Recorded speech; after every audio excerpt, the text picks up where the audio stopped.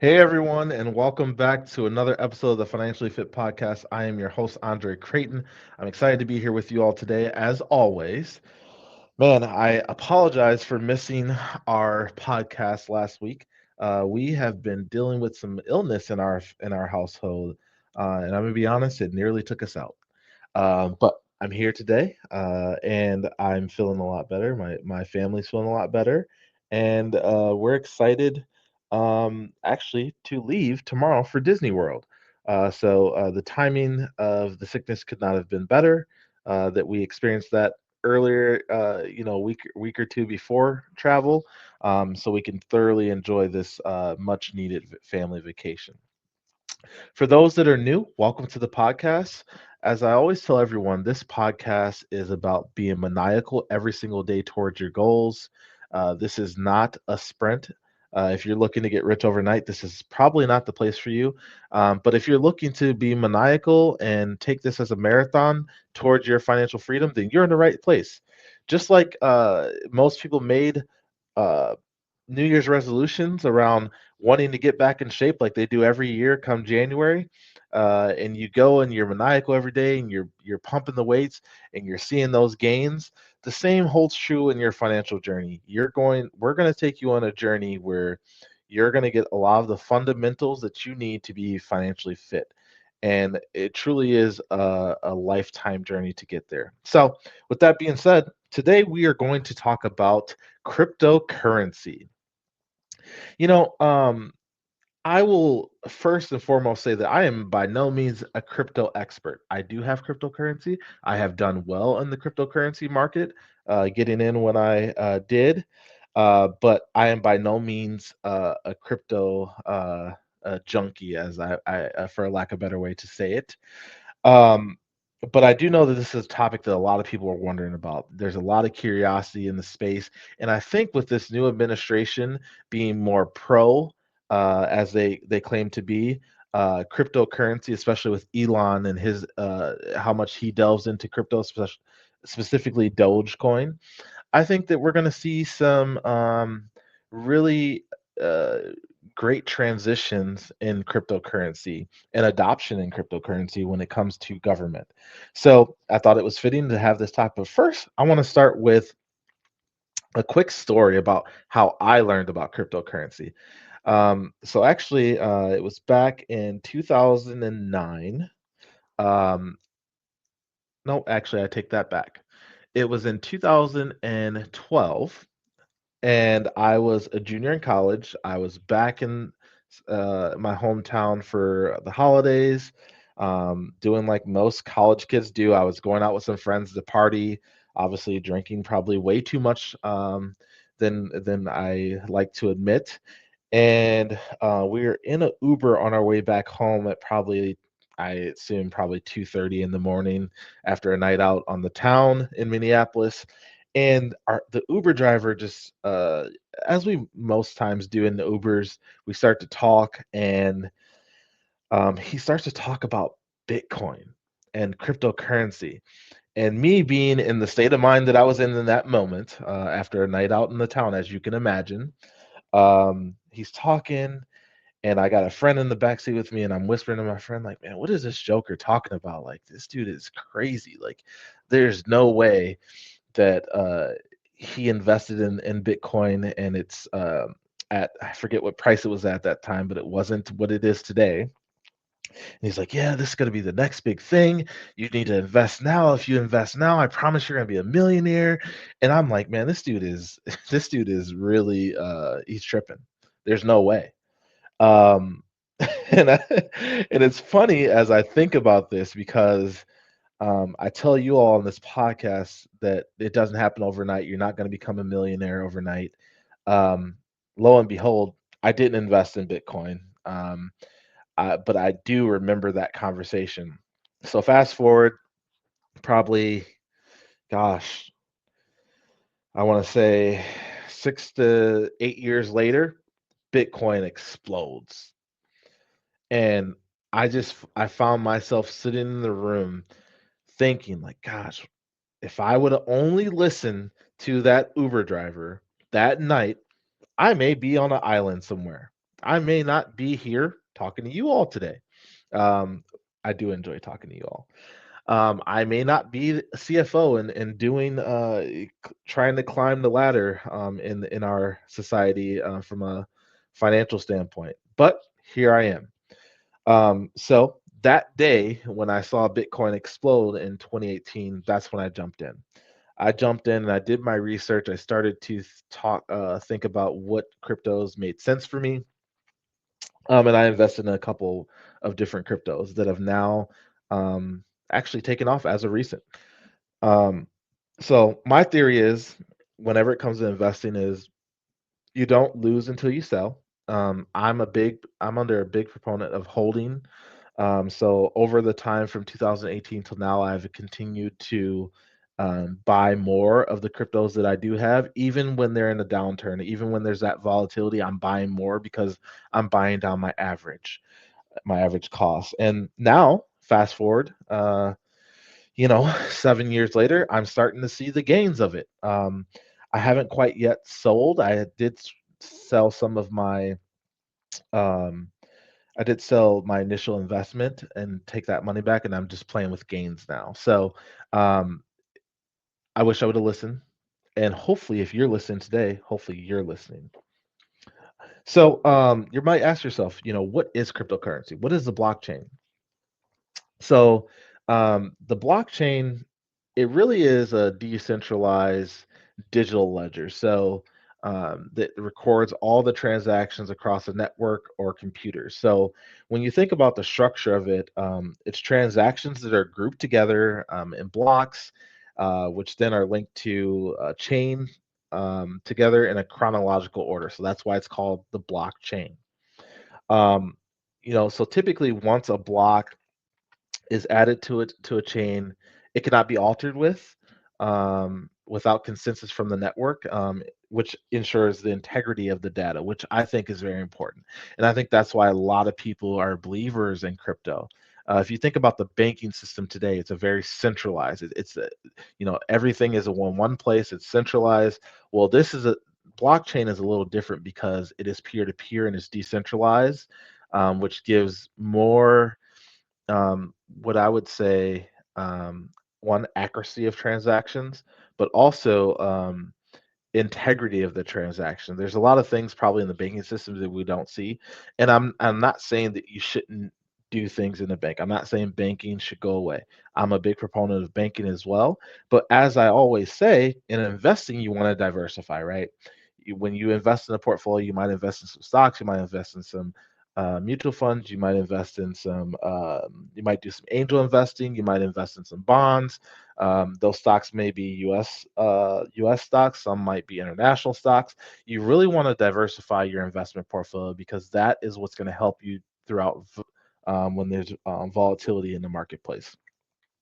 So let's talk a little bit about decentralization. So cryptocurrencies operate on a peer-to-peer network, which is a network of nodes, and nodes are computers, right? So rather than a central authority like a bank, they run through a bunch of consensus mechanisms. So the two mechanisms that I know within the blockchain cryptocurrency space are the proof of work, and they call it a POW, or a proof of stake. So what a proof of work is where miners are coming together to solve a mathematical problem to validate transactions and create new blocks. So there will be many new blocks created on the blockchain. Example of that is Bitcoin, which is why it's the most prominent player in the cryptocurrency space today. Now, the proof of stake is a little different. So validators are chosen based on a number of coins. So there's lots of different coins in cryptocurrency, and they hold and are willing. So basically, those coins are held, and they're willing to stake those coins as collateral. So an example of that is Ethereum, Ethereum 2.0. You may have heard it. Ethereum is a really big player in the cryptocurrency space. I would call it the brother of or sister of Bitcoin. So, how does crypto work, right? You might be asking yourself, how, there's a lot of concerns about safety of crypto. And how it works is there are public and private keys. So the public keys are basically a cryptographic code that allows users to receive cryptocurrency. It's similar to like your account number, right? So I have money in my account. I want to transfer it to my mom's bank account. I have my account number. I get my mom's account number. I transfer that money to my mom's account, right? The same holds true with a public key. I have public keys that are specific to the cryptocurrency that I have. If I am receiving money or sending money, I would then use someone else's public key if I'm sending them money. If I'm receiving money, I would provide my public key, right? And then the crypto blockchain does all its background work of validating the transaction, creating the blocks, and adding it to their ledger. So then the other thing that's important, while public keys are important because if you don't have the correct public key when you're receiving money, it's lost forever. Like it's lost out in the universe. So there is a lot of opportunity to potentially lose money, which is not necessarily very prevalent in the banking industry. But if you are someone that pays attention to very precise details, this is a really, really good way to take back control over your finances as well. So let's talk a little bit about the private key sector. So basically, the private key is a secret code that enables users to access and manage their cryptocurrency. So um, it's meant to help keep your money secure. The caveat to that is that anyone that has access to your private key can control your funds. So it's very important that you keep this in a safe place. I actually have a little, it's like a little USB thumb. If you think about the USBs that we used to put like it's like a hard drive where we want to transfer files onto, it's very similar to what I use for my cryptocurrency. It's called the Ledger. So you put that into your computer. I can transfer my cryptocurrencies from my wallets, my various wallets to that private key, and then there's a bunch of different codes that I know that are private keys for me to be able to access the cryptocurrencies that are held on that ledger. Now, as I mentioned, it's very important that you keep this very private because if you don't, you have potential to lose money. And if you have a lot of money invested in crypto, you can lose a lot of money very quickly. Um, so the next thing I want to talk about, and I don't want to get too much into mining and validation, like that's very, that's more for the crypto junkies. We talked very high level about what the consensus mechanisms are, the POW and the POS. But if you are a crypto junkie, I encourage you to go read up on mining and validation. There's also opportunities for you to earn, cryptocurrencies if you decide to be a miner or a validator. So there are lots of options in the space. Um, so let's talk a little bit about your digital wallet. So digital wallets are used to store your cryptocurrency, which can be software based, online or mobile, or hardware based. So I talked about mine that is hardware based. So it's literally a little USB that I put into my computer. Now I do have some online and mobile wallets as well, because there are certain sites that allow you to stake your crypto. So there are certain cryptocurrencies that I have that I stake, which means that I have basically put them on hold and they're earning interest, whatever the interest rate is, similar to like a money market, right? Now, there is a hold period for that. Like if you want to take them out of staking, there's a hold period before you can actually trade them. It does vary. It can be a couple of days to a few days for it to get out of that holding period before you can sell it. So, if you're looking and thinking about doing some staking, you have to be aware and know that, if you're a person that um, you see the market go up quite a bit and you want to sell your stuff right away and you're staking them, you need to be very conscious of being able to understand the charts and how understand the volatility of the market so you can get out at the right time to be able to actually trade your cryptocurrency. One cryptocurrency digital wallet that I really like is Coinbase. I use Coinbase still today as my crypto wallet, and I have various cryptos on there. But as I mentioned, I really like the Ledger. I do have my codes, my secret codes, and I keep them in a safe box that's fireproof as well, because if it burns away and you don't know those codes, you lose your money forever, right? So it's very important that you keep those things in a safe place. Ultimately, um, the goal of this podcast today was to give you all another. I wanted to present you all an opportunity to learn something different, something that is um, a lot of people might think is a little far-fetched, could never be possible. We are seeing cryptocurrency hit the scene. We are seeing cryptocurrency turning great gains for a lot of people. However, I will let you know that it is very volatile. And if you're a person that wears your heart on your sleeves when the market's very volatile, cryptocurrency may not be for you. But I do encourage you to do your read up on it. I do think that it's important to diversify your investments. And what I will say, the reason why I decided to invest in cryptocurrency was, one, because I missed my opportunity in 2012 during during that Uber ride. But two, it's because there is belief that cryptocurrency is going to change the way that we digitize our money and the way that we um, spend our money for years to come.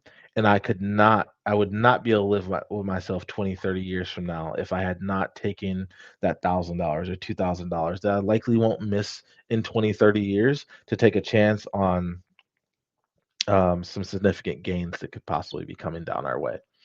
So, with that being said, it's not about how much money you make. The power is in how much money you keep. I am your host, Andre Creighton. Thank you so much for being here with me today. I hope you learned something. I will see you next time on the Financially Fit Podcast. Take care.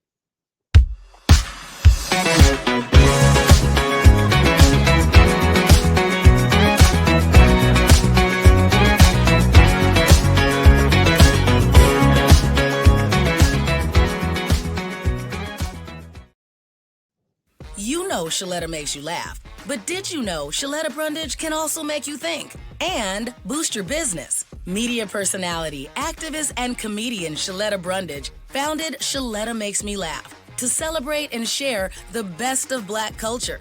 It's a podcasting platform. You can download 10 weekly podcasts hosted by African American subject experts at ShalettaMakesMeLaugh.com or wherever you find your favorite podcasts. ShalettaMakesMeLaugh.com is also a production house, creating broadcast-quality commercial content. And Shaletta and her team of storytellers create powerful promotional campaigns to get businesses the brand awareness they're looking for. Some of Minnesota's top businesses trust Shaletta, and you can too. Get out the word about your events and products and get in front of communities of color with ShalettaMakesMeLaugh.com. She's got the power to help your business.